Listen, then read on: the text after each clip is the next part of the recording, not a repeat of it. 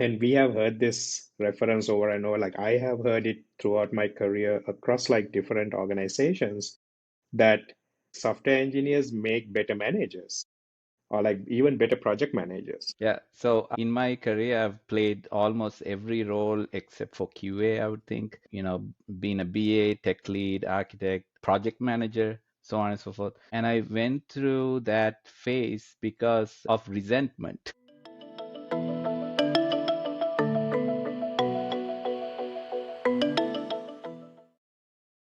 Welcome back to our Tech Chronicles podcast. As always, if you find this content useful, don't hesitate to hit that subscribe button. Today's topic is changing roles at your workplace.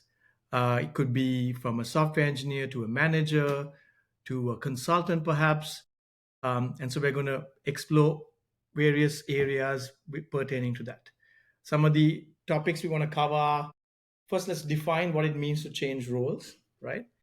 Then we'll explore what are the motivations for making the switch. And then we'll talk about, once you make the switch, how do you develop those skills so that you're successful in this new role?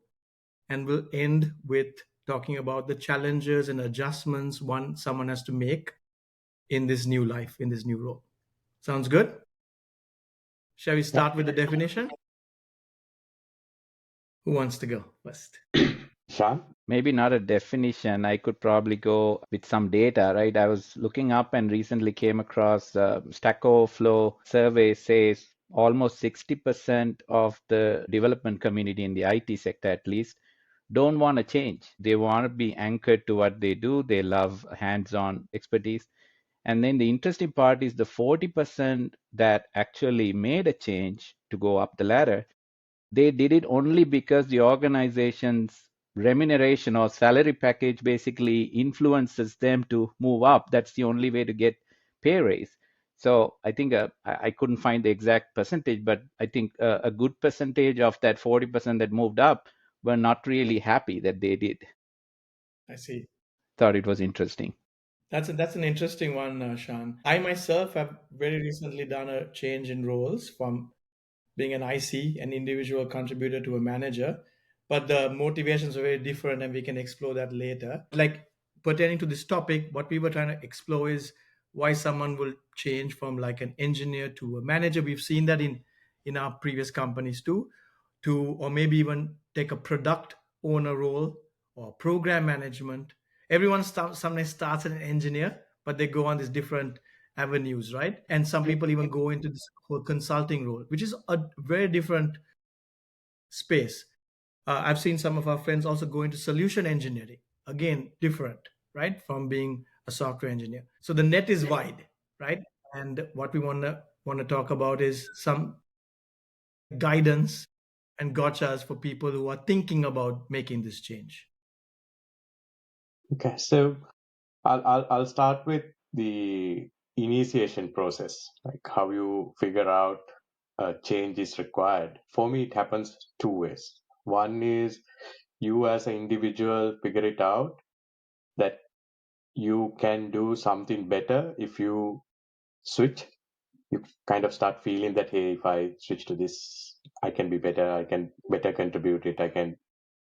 You get that itch, right? That's one. The other side is the external factors, like organization is growing, they need someone to step up, and when they look for who's there, and you get picked, and both are very good opportunities. And I think when you work for a certain period of time, both happens. You think this is something I can do. It doesn't really need to be compensated, but usually every time you change, you step up, you do more work, you get higher consumption. So that compensation comes naturally. That I think that's all good. But if you were selected by someone, I think I'll talk about that a little bit. How do you validate that? It could be due to different motivations, different reasons. It could be because there's no one at that point for the need of the hour, or they see something truly good in you that Mm. requires that skills that requires for that role. So start a discussion, ask why I'm being selected, talk about what I can do and your role and your skills, and get a validation as to you're being picked for your overall profile, but not simply because there's no one else to do it. So that's I think self-validation that you need to do by having that initial chat. What are your thoughts on that one? Right. If someone picked you, I would definitely kind of echo more on that from a kind of like a self-validation point of view as well, right? It is important that like you try to find out if you're being kind of not forced necessarily or like influenced to kind of take that next step. Yes, definitely, I agree. You need to kind of have a better understanding as to why is the organization doing it, or like this person, your boss or whoever that might be, is kind of pushing or trying to influence you towards that. And I think like each individual should try and kind of do like a self-reflection to kind of see, am I really suited to kind of take on this role, right? Do I have the do I feel like I'm comfortable? Do I feel that I have the sufficient skill set? Do I feel that I'm going to get the necessary support, whatever that might be, right? So I have definitely done that in the past, whether I have initiated thinking that I need to kind of go to the next level, then like you kind of try to look up to someone who's already might be playing that role, like one of your role models, right? Like that's one of the best ways to kind of compare like your skills, right? Like if you know that like this person is doing that role the right way, and if that person is being recognized or like doing like a good job, right? Then it's kind of easier to kind of navigate your way on a day-to-day basis, like, okay, like, can I do these things like this person is doing? So I would kind of look at it from both points of view, trying to understand like why it's happening from like an external point of view and like from within too. That's a really good point, Yuresh. I just want to call out two things though. One is the selection. So that means someone else identifies that you identified that you have a stronger skill set in a different area that will be better suited in a different role, and they give you that opportunity. There's also the other side, which is self realization, that okay, hey, maybe this is not working out and I make this choice. Step back a little bit, because just for our listeners, I just want to make sure that just because you start off as a software engineer in like 2 months, no one's going to give you a change in role. You have to build a body of work and create a name for yourself and show that you are capable and build that experience. And only then do you actually have the knowledge and experience to decide, hey, now I'm in a fork in my career. And what do I need to do? Am I either given an opportunity no, or I Roshan, take it? start to jump in. Something just came to my mind. I think should that do a good work and make it heard. Those two things needs to happen. Good one. Yeah. Sorry, over to you. So you're saying that that's how you survive in the early stages. Make sure you do your good work, hard work, and make sure everyone knows about it. Never let it Yes. I go have unnoticed because that would go against you, right? Make sure people know what you're doing. I have a funny story to share. I have a funny story to share. Yeah, so in my career, I've played almost every role except for QA, I would think. Being a BA, tech lead, architect, project manager, so on and so forth. And I went through that phase because of resentment, like resentment towards how the team was managed. Of course, it's respectful resentment. It's like, I hated when my manager was asking for status update all the time, did not have the empathy, right, of the difficulties the team had to face. So I thought maybe I can do that job and make the life easier for my team. So I, Mhm. went a step up. So as an example, I think if you start to look at the big picture and try to solve problem at scale, then that's probably a good indication that you can go up. There's What do you guys something think? related to that, right? So coming down to that sort of motivation. So I have experience. I was from being a tech guy, was pushed into a role where I was responsible for money, right? Certain budget. Now, first thing first, when I have to handle a budget, and these are not small budgets, these are big budgets, pick in between whether to give a bonus or allocate that money to training or allocate that money down so many other things. It's hard. And the deal is nobody knows the mix because it's so situational. If you have people that deserve, they need to be compensated. If you have areas to be improved, so the pressure that you need to handle, and also you don't know anyone who has done that, and there's no someone to look up to, and it's just you and yourself, and it's opportunity for you to lose. And in a situation like that, you get a lot of pressure. You always feel that you're not doing it right. You feel that you're not worth it. That's a good feeling to have, but at that point you feel really bad.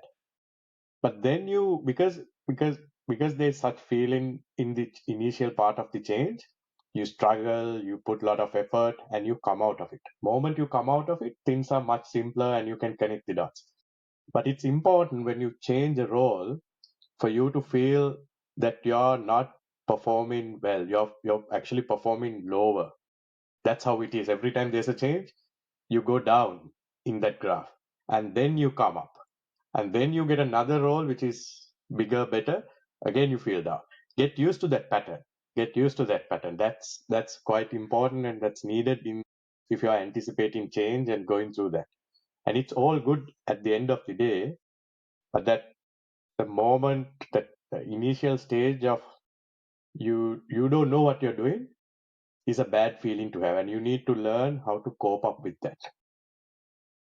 That's my point on that.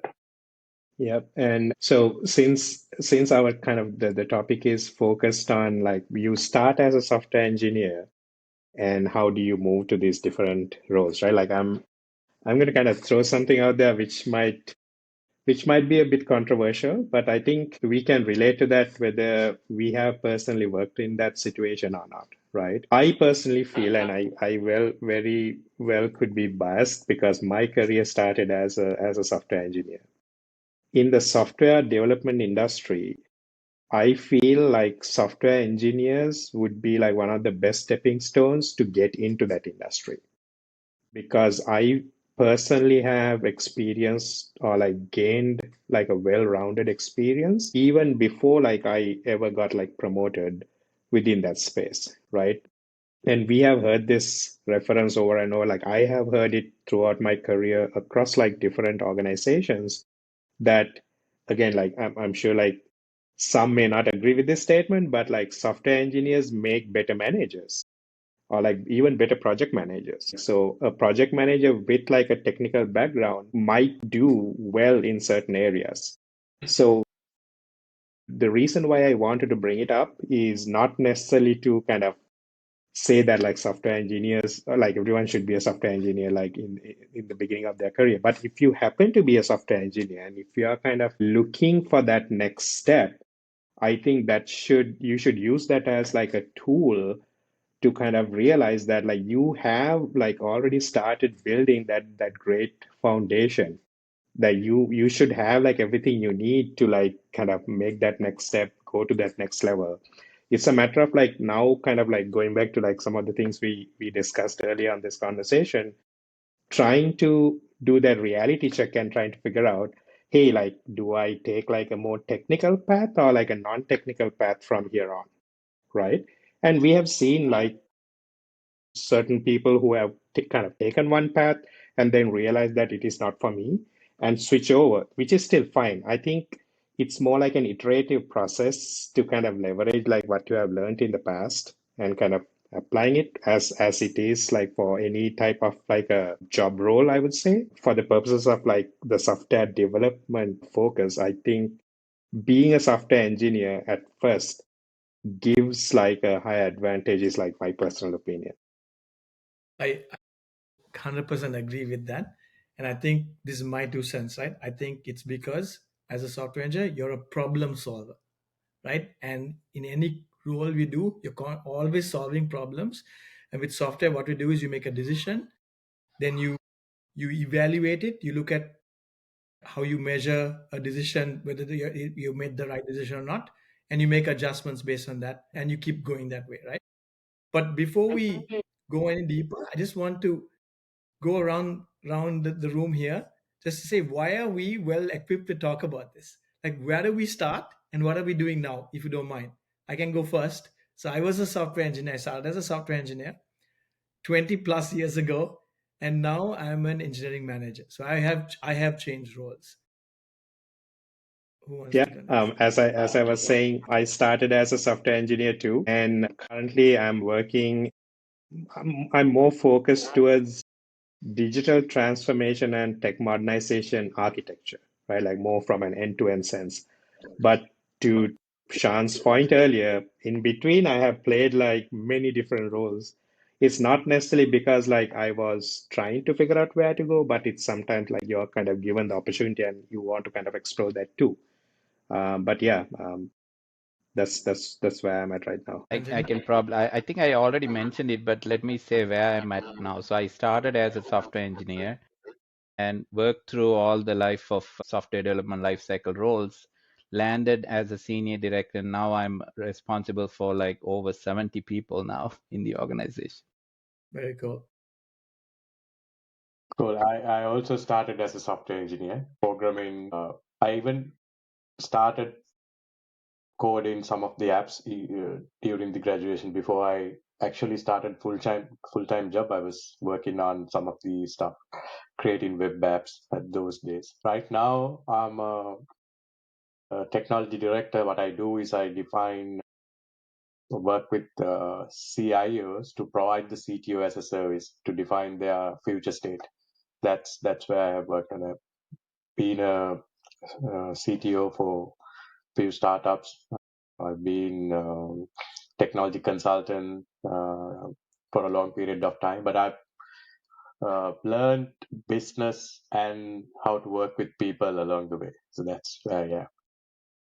I would add entrepreneur to you as well, Anjana. Yeah. Okay. I also want to touch upon another little thing is, so coming back to motivation, we said sometimes people pick you or give you the opportunity. For me, it was a little bit different, right? So I was an IC for, I don't know, 20 plus years. And then I reevaluated what do I want to be in like 5 years. I do this every so often. And I have this ambition to be, a certain position, right? And then I did a very geeky thing. I looked at LinkedIn and looked at all the people who are in these positions in medium to large size companies and looked at their career progression. And I realized, gosh, I am not doing anything to set myself up to get to that role based on these 90% of these people I looked at. And that is why I decided I'm going to start building this management muscle, and decided to change roles. I was very fortunate that my current company gave me that opportunity. Doesn't happen often, but I'm enjoying it. Actually, it's a very very different challenge, but it's fun so far. So That's this is nice. like self realization, I guess. So to continue the points that you brought up, Prashant, one is on the fact that software engineers are problem solvers, or they become good managers, right? I actually have a example which contradicts that. Most Okay. of the software engineers, we think of it this way, right? At an early stage, we are used to give an instruction to the computer, and then we press a button, and you expect results immediately. We master that pattern. Code run, and then see the error. And you need to see it immediately. And you don't even want to click 4 buttons to see the error. So you write unit test, and you write the test, you see the test part, right? You create that instant gratification cycle in your head. But when you go to a strategic role as a founder, entrepreneur, a CTO, it's not that. Sometimes your wait cycle is 1 year. I was in a startup where the money really started coming after 5 years. So there's a lot of wait that you have to be. As a software engineer, you're used to that very faster cycle. And that's a psychological mindset. We apply something, we need this result. That's not going to be there in some of the roles. So make sure that unlearn some of those patterns and go into other roles. That's something I personally have experienced, which is actually a negative experience being a software engineer who's who's used to that, quick feedback cycles. Up to you guys to think. I 100% agree with you there. The only catch is this is why I started off saying that you have to build some experience in the role for a while, because as a software engineer, like as a junior, yes, it is that instant gratification. You write a function or a feature and you're in. But as you move up in your role as tech lead or even architect, it takes months, sometimes years, to see the end product being rolled out. It is the long game. You're making trade-offs every day, right?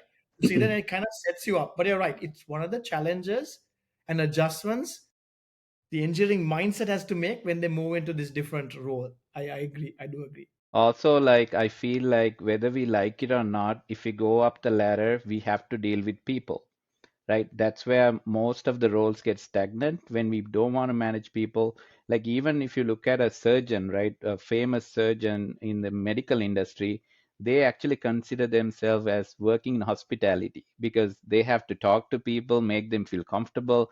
So I think that's where most of us get stuck is like when we have to do the feeling job. Yeah, I would add like another dimension to all that, all valid points for sure. Especially starting off as a software engineer, I think scope comes into picture when you go to the next level, right? When you work as a software engineer, your scope is very limited to like the current phase, the immediate next release, the sprint, whatever might that be, right? You need to kind of come out of that bubble, so to speak, to go beyond that. And it kind of depends on like the next step you're taking. So if you're going from software engineering to like tech design or tech architecture, now you need to kind of go into that future state mode, not just the current state or like the immediate state, the intermediate state, I mean, right? If you are to Anjana's point, if you are like a project manager or like an entrepreneur, what does it look like 6 months, 1 year down the line, not like your immediate next phase kind of thing. I think you need to kind of cultivate that mindset when as early as possible is my opinion, right? Like whether because if you have not developed that mindset or cultivated that mindset by the time you get to that point, you have already lost to a certain extent, right? You need to kind of be in that mode by the time like you take on that role. So it is very important. This is where like all those questions kind of come into play. Like, am I ready? Like, do I have like Rashan's point, right?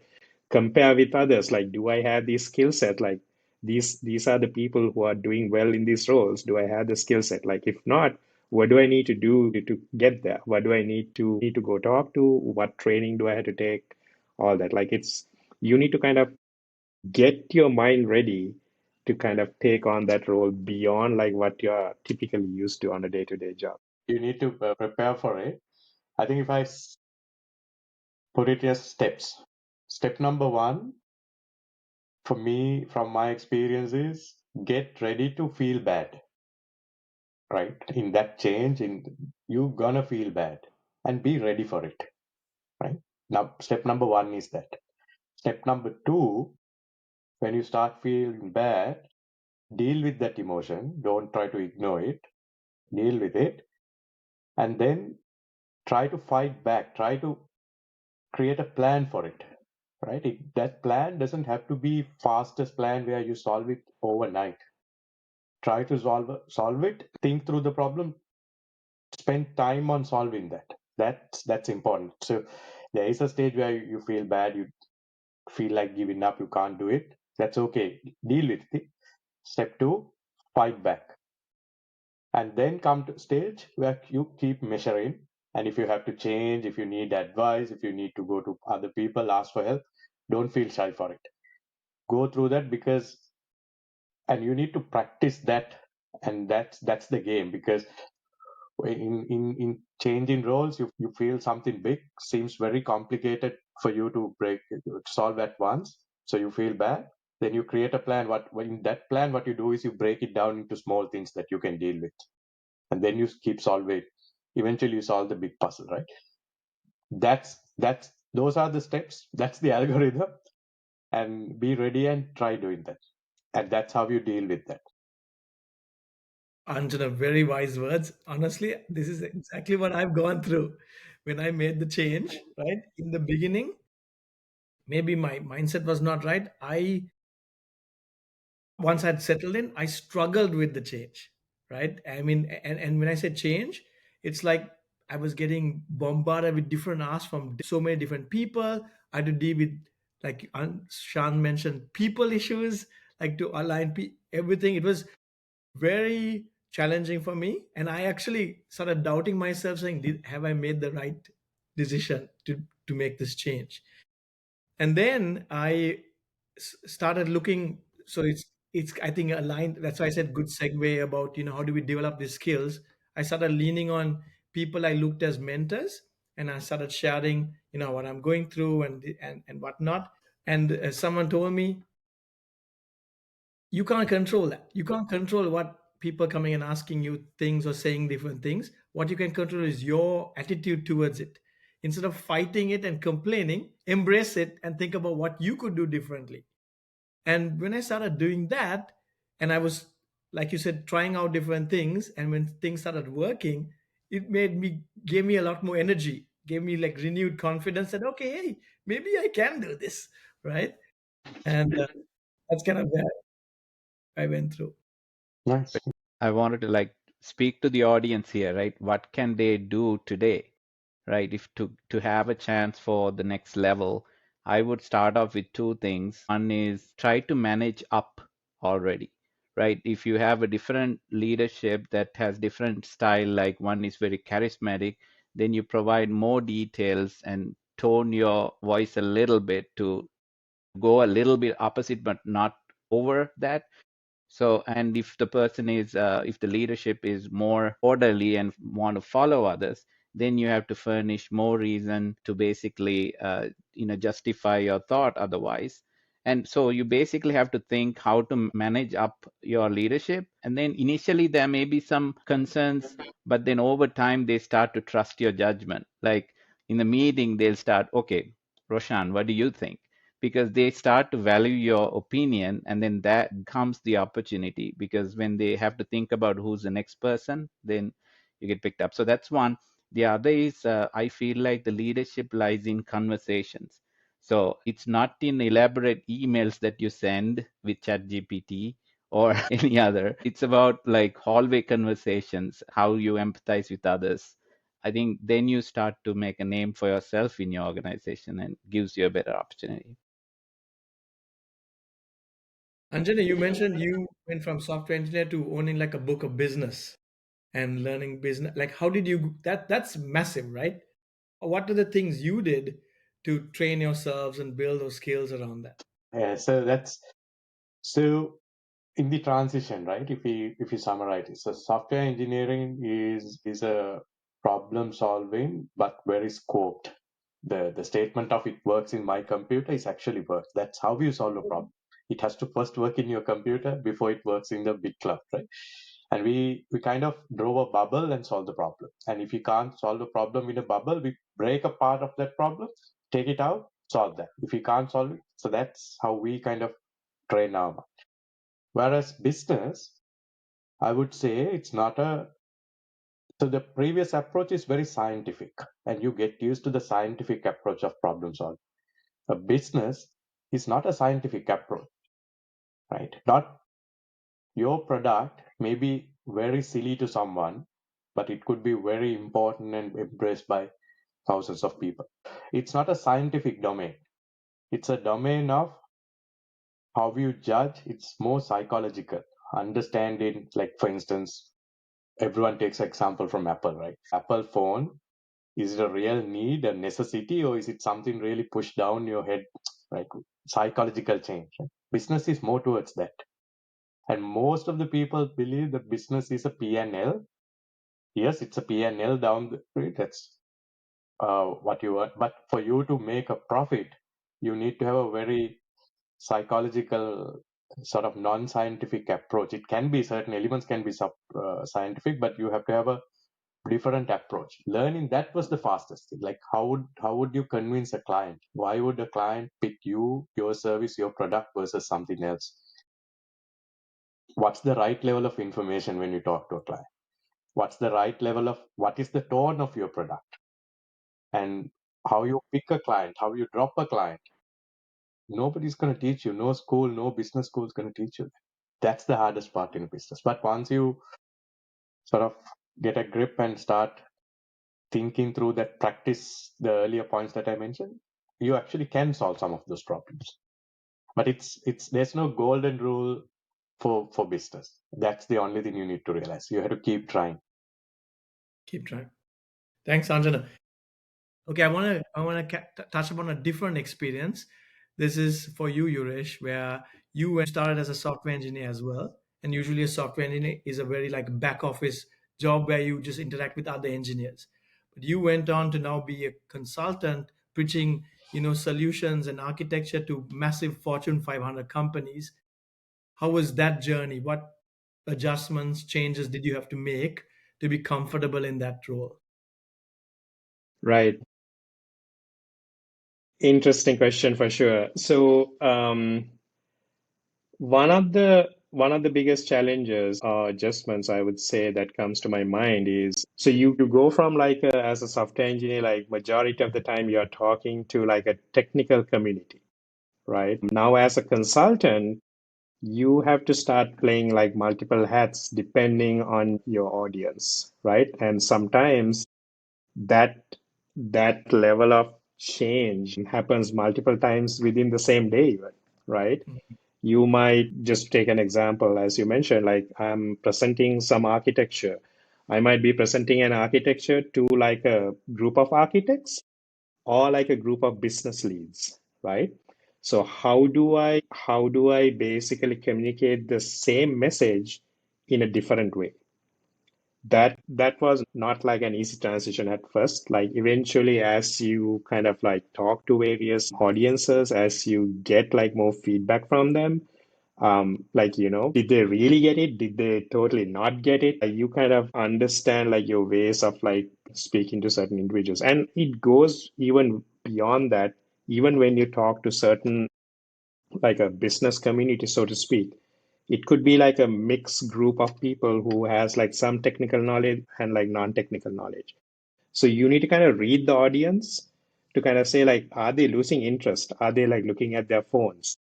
Hmm. Are they like not paying attention to you, right? So you kind of pivot along the way. You kind of have like your bullet points that you want to convey, but how you kind of communicate has to get adjusted along the way. That's something like I still do today. I think it carries across like multiple different audiences. Like that was like one of the biggest things I had to get used to or like adjusted to when I was getting into like more and more like consulting type of conversations and roles. One of the tools that helped me, um, learn the new craft, the skills, or the challenges was actually mentorship. So I started looking for mentorship from people who've done this for a long time, people who actually made the similar change and started picking their brain. It's not like maybe every other week, maybe once a month, depending on their availability. That was very useful for me because sometimes you can't wait to make the same mistakes. You want to learn from experiences so that when the situation comes up, you know what to do. How about you guys? What kind of tools did you use? I have something to add to that. I like sometimes it's based on where you live. Mentorship is also difficult to find, right? It's probably not easily available. The way I learned so much, so little time on certain cases is by talking to the hardest customer who's never happy, customer who's complaining all the time. You need to start that hard discussion. You need to spend time because generally you kind of go away from that, right? You ignore that person who complains the most. You ignore the person who throws problems at you. I sort of got out of my fear and spent time with those type of customers. What you learn out of those discussions gives you so much information to prioritize your service. Sometimes it's piece of information that is missing that makes them upset, right? But it's it makes people upset. That's what you need to understand. And the way I look at it, the difficult clients, the reason they have a higher bar is because they know they've seen better, or at least their imagination is better. And that helps us to make our bar high.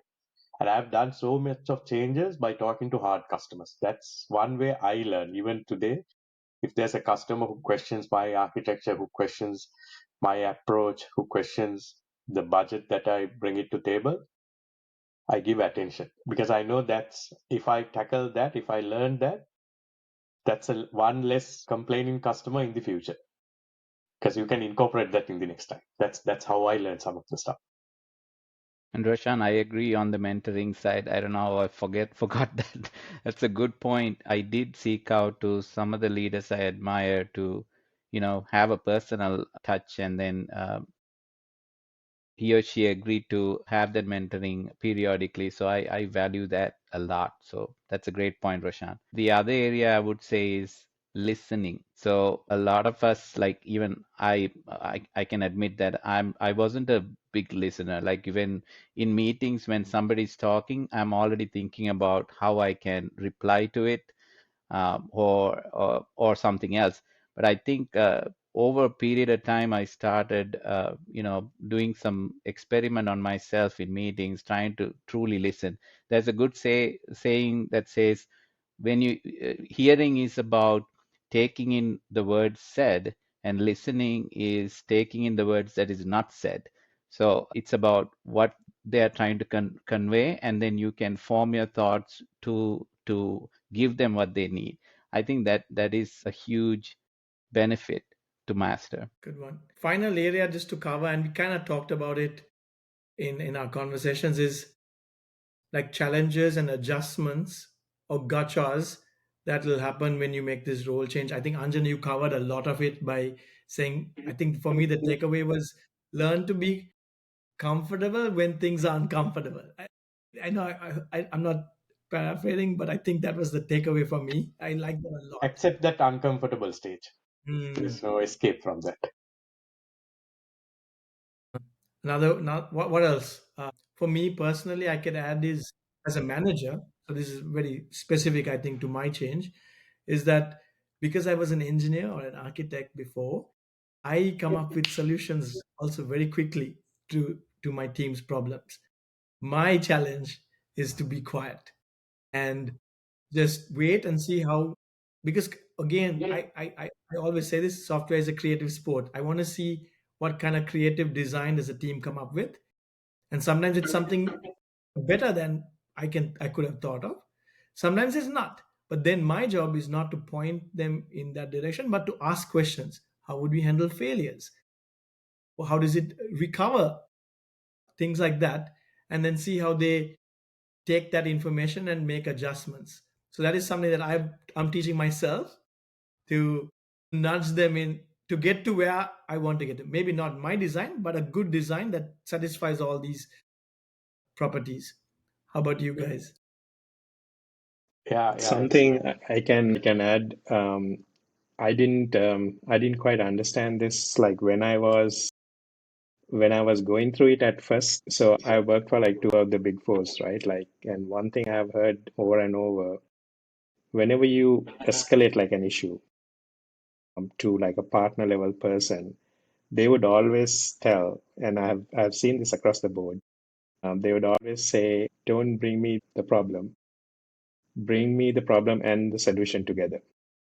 Right? It took a while like for me to kind of understand what that really meant. So as I kind of grew within like the consulting culture, that kind of made total sense because that kind of gives some sense or level of productivity. It brings some level of productivity to like a conversation.